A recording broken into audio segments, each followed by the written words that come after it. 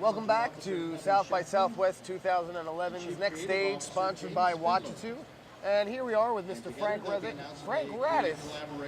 Doing great already, aren't I, Frank? Did you go out last night? Yeah, I did go out last night. We're in Austin, right? Who doesn't go out in Austin? I don't know. It's been a lot of fun, though. And you are the expert in residence with Definition 6. You spent a lot of your career, Frank, in broadcast media, participating in journalism and promotions for NBC, ABC, CBS, and CNN. So tell me, what is Definition 6 doing, and what are you doing for them?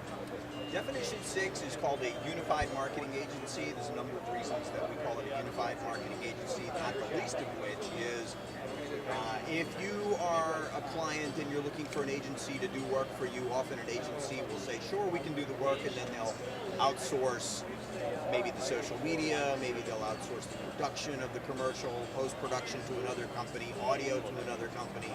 So in that sense, we have all of that in-house, and so that makes us unified in that sense. We'd also consider ourselves unified in that what we do is take a holistic approach towards any client's project and run it through all platforms, but we don't just say we can handle this project.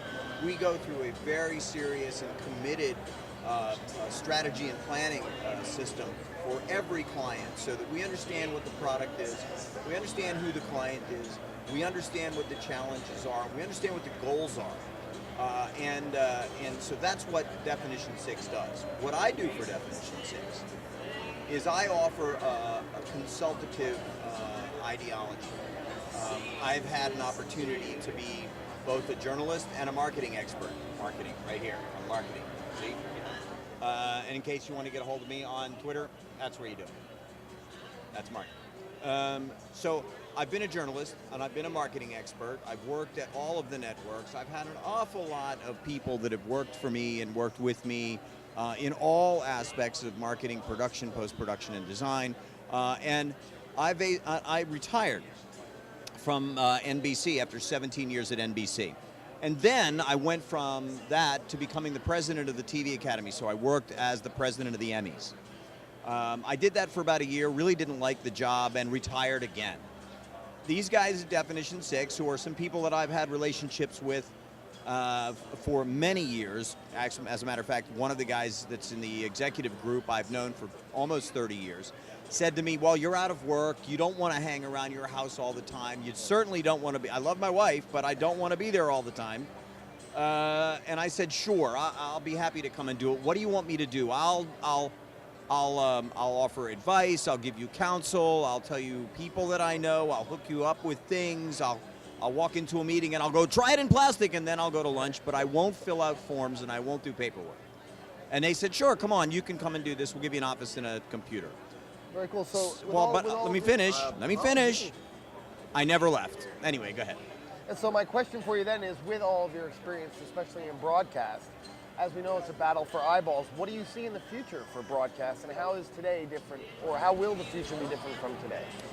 Well, I think that broadcast television is not going to go away, first of all, because I don't think that people are ever going to stop wanting to lay down in bed, turn the remote to their television set, change the channels, and then fall asleep watching a show. I don't think that's ever going to change, but I do think that as younger people who are really, really close to the social media and very close to using a laptop every day, or people who are into iPads and people who are on smartphones, as they get older, they're going to start to see interactive television as a tool that they actually will use. I don't think, for example, that interactive television has found its place yet, because I don't think, A, interactive television works that well yet, and B, I don't think interactive television is something that the average user is going to want to use yet. But I do think that come 5 years from now, maybe even a little sooner, interactive television will be the thing that takes television to the next level.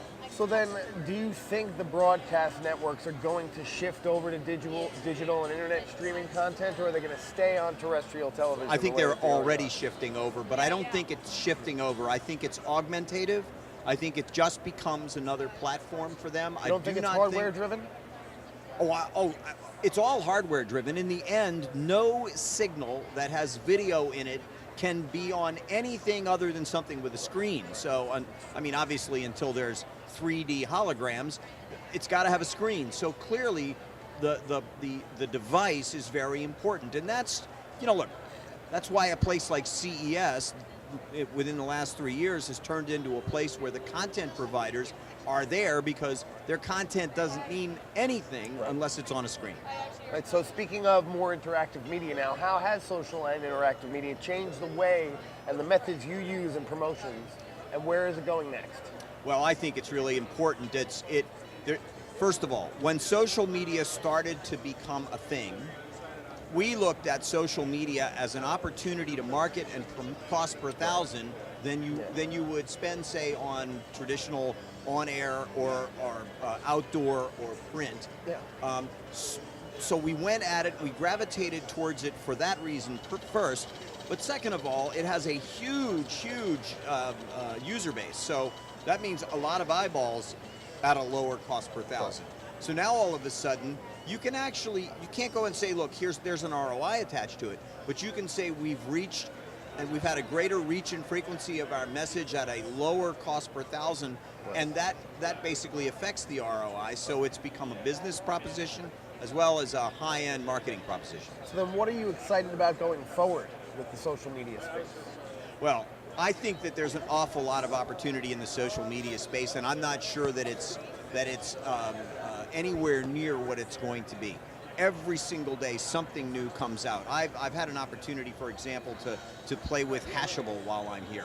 Hashable is a wonderful, wonderful tool that helps link up people through meetings or at, you know, breakfast, lunches, and dinners. Meet somebody on an elevator to share business contacts with. But I actually see that there are other opportunities with that application to extend brands and to get the messages out there. I think that's a new and very cool tool. But I also saw something called, I think it was called Bump Me, which is a way that an organization that is an advertising group takes the actual numbers on your car's license plate and turns it into a URL. Oh, wow. And so if you take a picture of that license plate, it becomes a URL. It feeds information back to you. It's almost like using a license plate as a hashtag, or as a license plate becomes a not unlike a QR code. So it's what do very do in cool. New York for those of us that don't drive when a service like that? Well, that's an interesting thing. Taxi cabs. Yeah. You know, that's a good point. I think because look, if you think about it, in New York City, almost everything is an advertising vehicle. I'm actually on the board of an organization called the Broadway Walk of Stars, which is trying to put stars on the ground in the Broadway area between 50th Street and 42nd Street to honor and celebrate the people who have been in our industry for years, and very much like they have it as the Hollywood Walk of Stars. I said, why don't we advertise those stars? Why don't we sell those stars? Because where in Times Square is there no advertising? Let me think. On the ground. Yeah. Except for people who do chalk That's advertising on the ground, there's an empty space. I don't think that there's... I do think you can go too far. I think people will flame you if you go too far trying to sell a message. But I do think that there's a lot of opportunity, and I think that the online opportunities are just now at the very tip of the iceberg. Great. So, continuing on about South by in general, what are your biggest takeaways from the conference? Have you learned any lessons while you're here this year as opposed to other years? Well, I will say first of all that if you think about it, and I'll attribute this to my good friend John Accarino, who is the Definition 6 a guru of social media. CES was designed for the hardware. South by is designed for the relationships.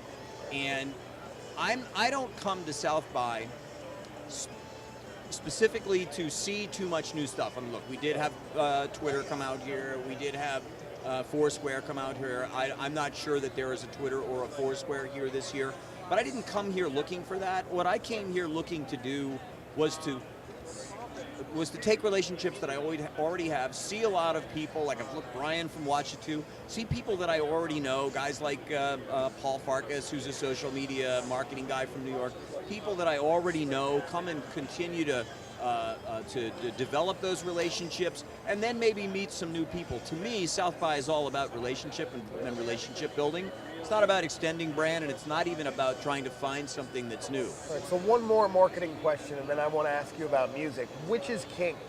Content, content, or conversation? Well, I think in the past, people would say that content was king. Certainly everybody said that for the longest time. But as the new media and social marketing started to become something that was important, you needed the context in order to make the content actually more valuable. But today, I think that the content creates the situation where you, with context, gives you an opportunity to have conversation. So I think not a single one of them, you're exactly right. If I were to say it, none of them is king, but all of them are the royal family. Oh, that's a great answer. So, on to music. In your previous life, Frank, you were a musician with the Righteous Brothers, Peaches and Herb, among others.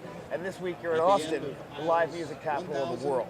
Is there anyone you're interested in seeing? Anyone you have seen that's a standout? Trombone Shorty is this great guy who comes from New Orleans, and he performed at the Blog Ads party the other night.